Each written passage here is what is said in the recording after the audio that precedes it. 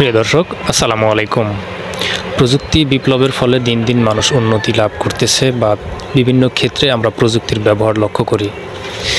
পৃথিবী আজ তথ্য এবং প্রযুক্তির যুগ।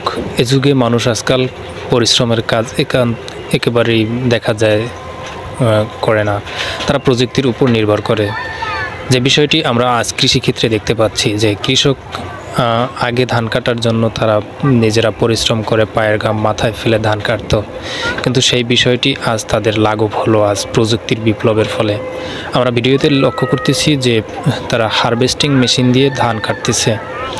এটি খুব সহজেই ধান কাটা যায় এবং প্রতি ঘন্টায় 15 থেকে 16 একর ধান তারা কাটতে পারে এই হারভেস্টিং মেশিন দিয়ে, যার ফলে কৃষকের কষ্টের লাঘব হচ্ছে এবং কৃষিক্ষেত্রে আরও উন্নতির সম্ভাবনা বাড়ছে।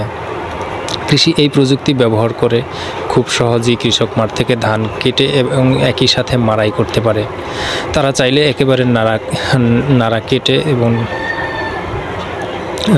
কাটা থেকে শুরু করে সব কিছু এই মেশিনের সাহায্যে করতে পারে।